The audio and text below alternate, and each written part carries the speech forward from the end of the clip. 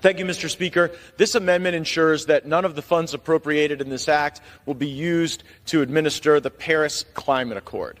The Paris Climate Accord is the unilateral surrender of the American economy, not for the sake of any sort of environmental improvement.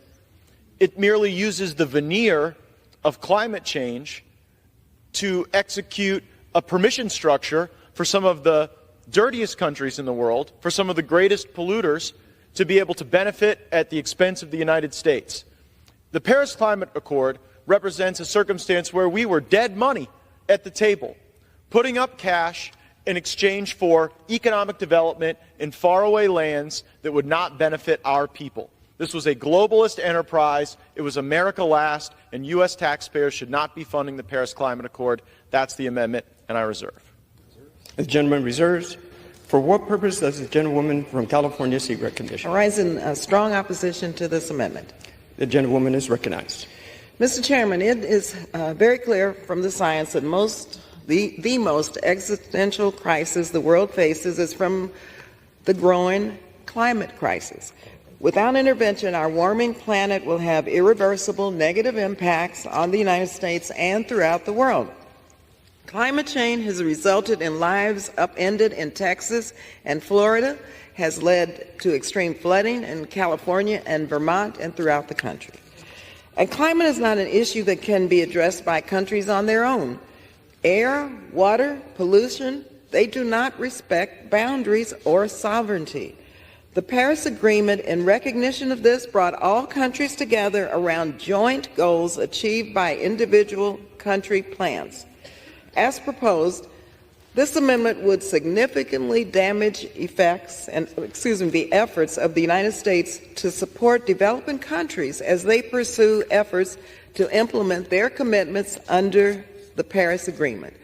In addition, a wide range of U.S. climate and development programs would be impacted by this amendment, and it would seriously impede our ability to implement our obligations under the Paris Agreement. It would also prohibit the Department of State from participating in critical international climate negotiations. The climate crisis poses threats to the stability of countries, heightens social and political tensions, and adversely affects food prices and availability. And this is according to our own military. The need for foreign assistance will only increase if we do not address this significant driver of crises around the world. I urge my colleagues to oppose this amendment. I reserve the balance of my time. Gentlewoman reserves. Gentleman from Florida is recognized. I'd yield such time as you may consume to Chairman Diaz-Balart. Gentleman is recognized. Thank you. I want to thank the gentleman from Florida because he raised some, I think, very important issues regarding the Paris Agreement. Look, even if it were true that global emissions will result in this global apocalypse in the distant future, the truth is that most developing countries are irrelevant in any climate model used to speculate about temperatures 100 years down the road. These countries have emissions that are nearly frankly undetectable when compared to the real culprits, which are China and other countries in Asia, which, by the way, are exempt, by the most part, from this climate accord. So while our bill already prohibits funds for the Green Climate Fund, the Clean Technology Fund, and other vehicles that could be used to carry out this Paris Agreement, I agree, and I thank the gentleman, that we should ensure that no parts of this wasteful spending, this really virtue signaling, is allowed to continue. So I thank the gentleman, and I strongly support his amendment. I yield back. Thank you, sir. Sir. Gentleman reserves. Gentlewoman from California is recognized. Yes, Mr. Chairman, many of our developing country allies have made it very clear that strengthening their ability to address climate change and the threat that it poses is an overriding national priority, and they are looking to the United States for support. I was in COP27 in Egypt a couple of years ago, and this is exactly the message that was sent. The FY24 House SFOPS bill willfully ignores the changing climate and its implications for so many other global challenges this bill is intended to address, including promoting food and water security, global health, the protection of tropical forests, and other vital natural resources, and social and political stability in strategically important regions. According to the World Bank, Climate change could pull 132 million people back into extreme poverty by 2030 and could drive the internal migration of an additional 216 people by 2050. Every one of our districts have been challenged by severe drought, rainfall storms, and heat. We are continuing to spend more and more on humanitarian needs caused by these disasters, both domestically and abroad. We need to get ahead of these crises. Helping communities cope, especially those with the least means to do so, is both moral and smart.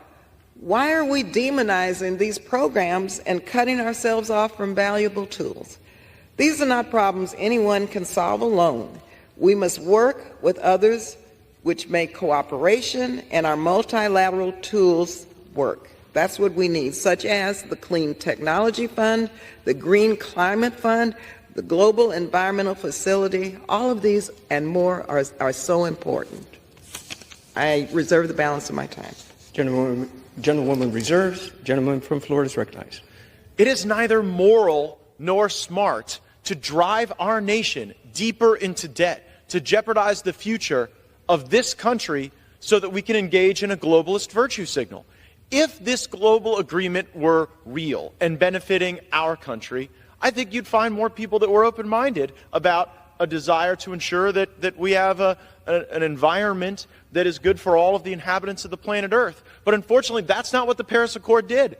The Paris Accord required the United States to put up the cash, and then it gave the exemptions to China and India and the worst polluters on the planet Earth. So this isn't a question about whether or not we support the environment. This is a question about whether or not, under the veneer of environmentalism, we are going to kill American jobs, kill American manufacturing, make our country less competitive, drive down our GDP, while China and India play us like fools. We are better than that. The underlying bill does great work to ensure that our resources are directed to America's interests, not to these interests of these global institutions. I would encourage adoption of the amendment, and I yield back the balance of my time.